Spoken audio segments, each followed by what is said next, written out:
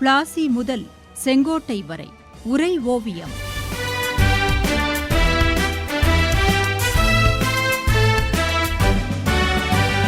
சும்மாவா வந்தது சுதந்திரம் என்பது, சும்மாவா வந்தது. தாயே, மதுரையின் சுதந்திர போராட்ட வீரர்கள் பற்றி சொன்னீர்கள். காந்தியாசிரமம் ஆ. கிருஷ்ணன் என்பவரை பற்றி சொல்கிறேன் என்றீர்களே. மகனே, காந்தி ஆசிரமம் ஆ. கிருஷ்ணன் என்ற பெயருடனேயே அவன் அறியப்பட்டான்.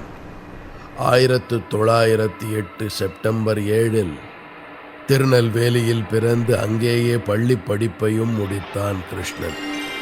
குடும்பச் சூழலால் பம்பாய்க்கு வேலைக்காகச் சென்றான். 1927-29 தனியார் நிறுவனத்தில் பணியாற்றினான். பம்பாய் நகரில் கதர் துணிகளை மொத்தமாக வாங்கி தோளில் சுமந்து சென்று விற்பனை செய்து தேசிய தலைவர்களின் பாராட்டை பெற்றான். காந்தி அதற்காக அவனை பாராட்டினான். தமிழகம் திரும்பி விளாத்திக்குளத்தில் பொதுப்பணித்துறை மேஸ்திரியாக பணியாற்றினான். அங்கே கதர்கடைக்கு சென்றபோது திருச்செங்கோடு காந்தி ஆசிரம வெளியீடான விமோசனம் இதழ் கண்ணில் பட்டது. அதன் ஆசிரியராக இருந்த ரா. கிருஷ்ணமூர்த்திக்கு சந்தா அனுப்பி கடிதம் எழுதினான். அவனது ஆர்வத்தையும் தேசபக்தியையும் பாராட்டிய கல்கி கிருஷ்ணமூர்த்தி திருச்செங்கோடு வருமாறு கடிதம் எழுதினான். அப்படித்தான் 1930 திருச்செங்கோடு ஆசிரமத்தில் சேர்ந்தான் ஆ. கிருஷ்ணன். அதன் பிறகு ராஜகோபாலாச்சாரி அவனது ஆதர்ச தலைவரானான். வேதாரண்யம் உப்பு சத்தியாகிரகத்தில் இவனை பங்கேற்க அனுமதிக்கவில்லை. தொடர்ந்து பல போராட்டங்களில் பங்கேற்று சிறை சென்றான். நாமக்கல்லில் ராமலிங்கம் பிள்ளையுடன் போராட்டங்களில் கலந்து கொண்டான். காந்தியத்தில் முழுமையாக நம்பிக்கை கொண்டு இளம் வயது முதலே கதர் மட்டுமே அணிந்தான். கதர் இயக்கத்தில் தீவிரமாக இருந்த கோவை ஐயாமுத்து போன்றவர்களுடன் தொடர்பு கொண்டிருந்தான். ஆசிரமத்தில் ராட்டையில் நூல் நூற்கவும் கதர் துணி தயாரிக்கவும் அதிக ஈடுபாடு காட்டினார். 1940 நாக்பூருக்கு அருகில் வர்தா காந்தி ஆசிரமம் சென்றான். அங்கே மகன்வாடி கிராமோத்யோக் வித்யாலயாவில் கையினால் காகிதம் செய்யும் முறையை கற்று வந்து திருச்செங்கோட்டில் தொண்டர்களுக்கு கற்றுக் கொடுத்து கைத்தொழிலை பழக்கினான்.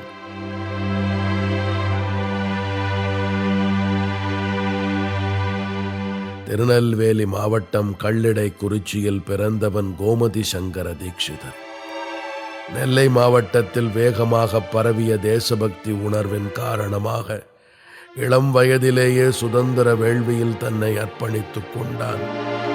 காந்திய தொண்டனாக தூய கதராடை மட்டுமே அணிந்து கொண்டு எங்கே போனாலும் நடந்தே போவது என்ற கொள்கையை கடைபிடித்தவன். காமராஜரின் தலைமையை ஏற்றுக்கொண்டு செயல்பட்ட எளிமையாளன். மகனே சிவா, 1940 நவம்பர் 13 சென்னை மாகாணத்தில் வெளிவந்த நாளிதழ்களில் சென்னை அரசாங்கம் வெளியிட்ட ஒரு விளம்பரம் அதை சொல்லும். 100 ரூபாய் இனாம். இந்திய பாதுகாப்பு சட்டத்தின்படி தேடப்பட்டு வரும் கீழ்காணும் நபர்களை பற்றிய நம்பகமான தகவல்களை தரும் எவருக்கும் ரயில்வே துணை இன்ஸ்பெக்டர் ஜெனரலும் சென்னை CID இலாக்காவும் 100 ரூபாய் அன்பளிப்பு தரும். வி. ராமமூர்த்தி, வேப்பத்தூரைச் சேர்ந்த வி. பஞ்சாபகேச சாஸ்திரிகளின் மகன். வயது 36-40. உயரம் 5 அடி 4 அங்குலம். பிரவுன் நிறம். மெல்லிய உடல். கிராப்பு தலை. வலது கால் ஊனம். M.R. வெங்கட்ராமன், மோகன் குமாரமங்கலம், C.S. சுப்பிரமணியம் இவர்களுக்கு உதவி செய்பவர்களும் தண்டிக்கப்படுவார்கள் என்று குறிப்பிடப்பட்டிருந்தது அந்த விளம்பர வாசகம். இதிலிருந்தே இவர்களெல்லாம் பிரிட்டிஷ் அரசுக்கு சிம்ம சொப்பனமாக இருந்தார்கள் என்று தெரிகிறதல்லவா?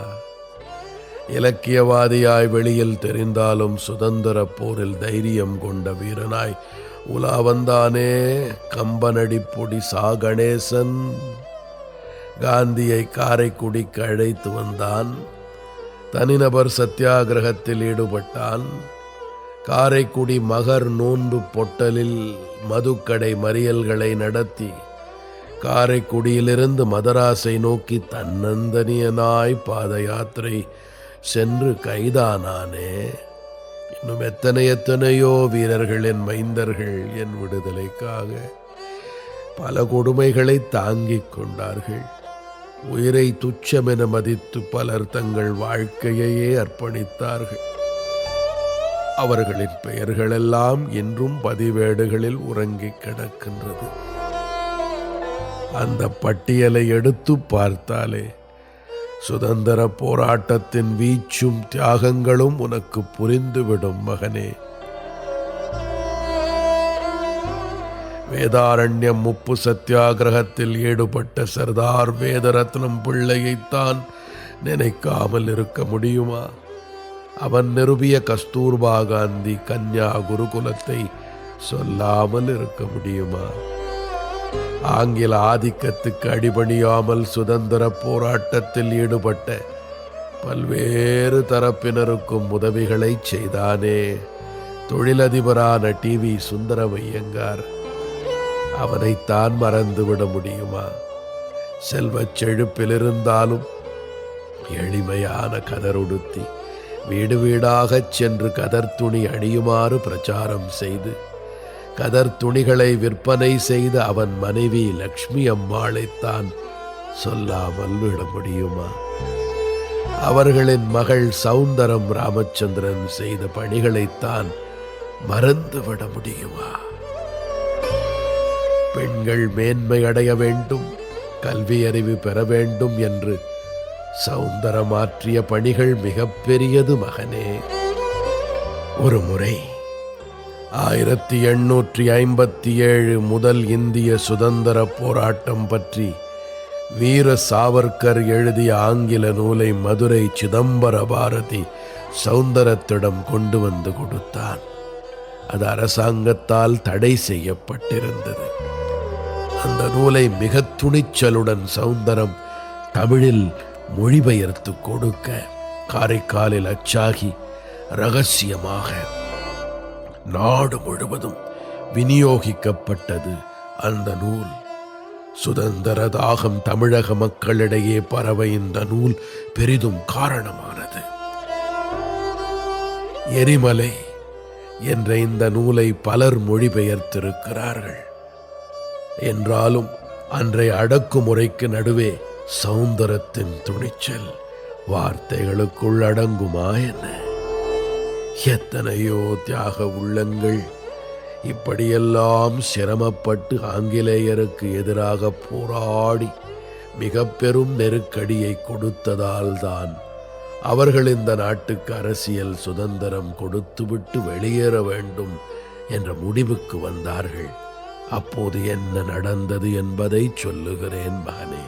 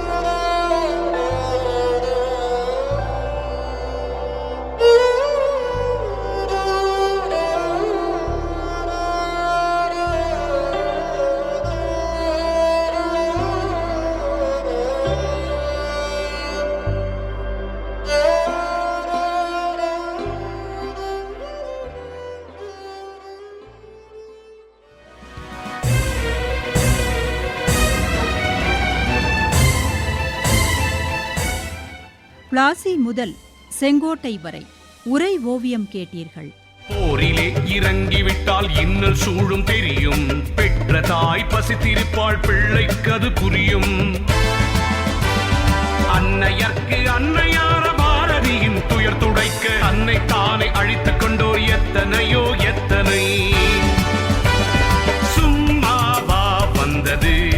சுதந்திரம் என்பது சும்மா